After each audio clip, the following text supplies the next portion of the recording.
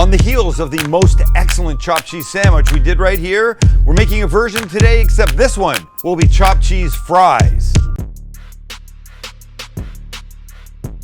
And I use the term following up loosely because I think it was a year and a half ago or something. But it is excellent. It's so delicious. It's an iconic New York little run-in, run-out deli kind of sandwich. They take a patty, they put it on the grill, they chop it up. It's that kind of chop, but chopped up in the grill, then there's onions and there's cheese and the whole thing's fantastic. So we're gonna do that, but on fries. And yes, we're making our own fries. And yes, we're grinding our own meat. And yes, we're chopping it up because you have to. And yes, it'll be delicious. Oh, and the chopped cheese sandwich that we did a year and a half or so ago just happens to be in Sam the Cooking Guy Between the Buns, out May 17th. And if you pre-order now, you're eligible to win a private virtual cooking class with me and you. There. Sorry, I had to squeeze it in. My editor's probably watching. Push the book, push the book. So I did. All right, we make fries, we grind our meat, and then it's up or downhill from there. Potatoes, you'd recognize that right off the bat. We love making our own fries here because they're so much better. And we're gonna actually double fry them. So my style is this. Ends off, what's this called? Peeling. Get yourself a little peeler. And when you've peeled all the way down, we cut. And when we cut, we have to make a decision. Do we want big ones, fat ones, short ones, round ones? I'm feeling kind of skinnier ones, but boys, how do we feel? I like skinny too, yeah. Me too, yeah. I like skinny too. Remember when Chance tried to save that f***ed up egg? Poor egg. So I just flatten a couple sides and then like this. And you're just trying to get relatively the same size because they'll cook it relatively the same amount of time. Take your time. I cut myself fairly often, but it's only when I'm rushing. I actually cut myself on the STCG chef knife. Look Did at that you? one right there, yeah. Wow, how'd you do that? I barely grazed it, and it just did that. That's so sharp. It's so sharp. Okay, so now I think like this. We good there? Yes. So just cut away. If you get some little slightly wider ones, that's fine. But here's the important part. When you've got them and they're cuts, they go into cold water. Does two things. I know I repeat myself a lot, but if you're new, you need to know. Keep them from turning brown and it gets the excess starch off. And you can see the water is already just starting to go a little bit cloudy and it will only increase with the rest. So finish off this potato, do the other two, and then we'll meet on the other side. I think you can reach the last cut in 69 seconds. From now? Yep. If I go really slow. But you still have to peel that second one. Oh, that.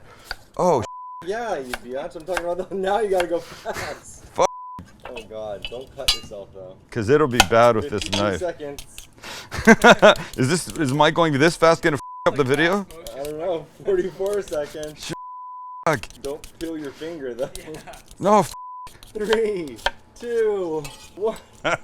Okay, now that was so dumb. I could have killed myself, you know? I was a little afraid you were gonna cut yourself. God. All right, let me clean this up and then we do our meat. And because we want amazing flavor, instead of just regular store-bought ground beef, here's our lineup. We're grinding our own with a little tri-tip, a little short rib, and a little brisket. My spacing was not so good for these. I should bring this up a bit more. Max goes, that's a great idea, assuming people can read your stupid printing. But you can read that, it's pretty clear, right? A little bit of fat, which is good. This I'll probably have to cut to go into the grinder, but this is it. So let's grind away.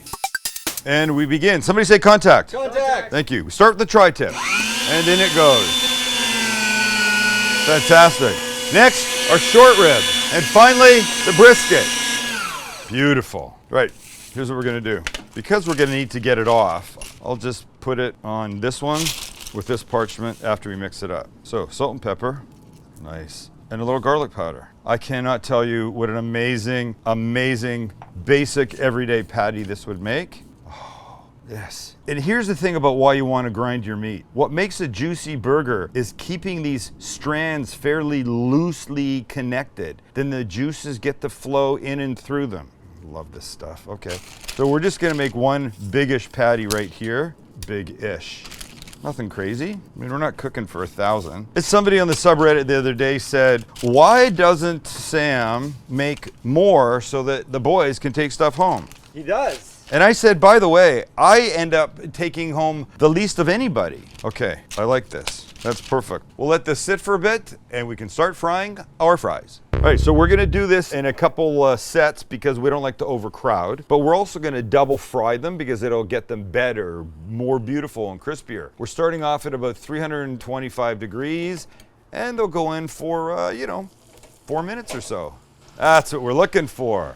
I love the smell of fries cooking in the morning or early afternoon.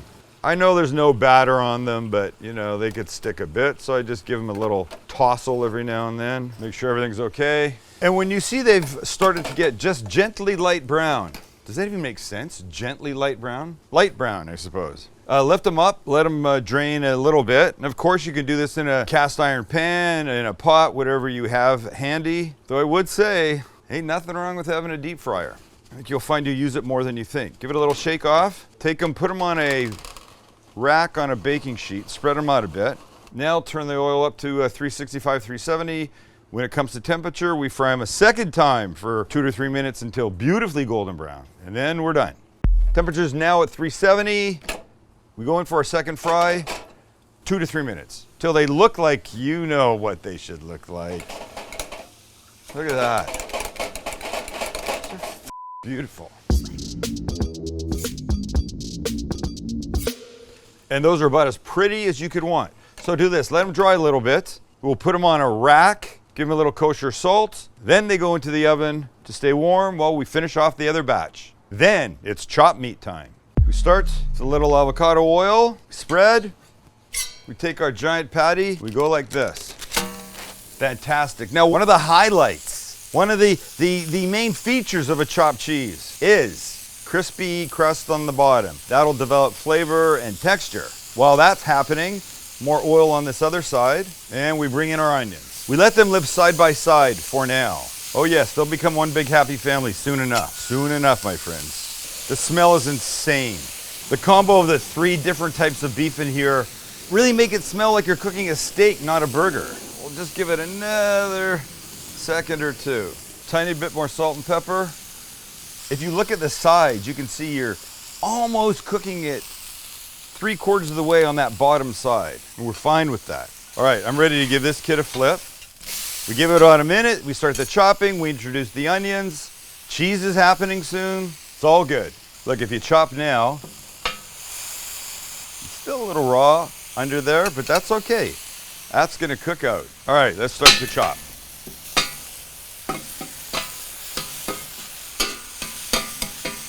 Now our onion friends.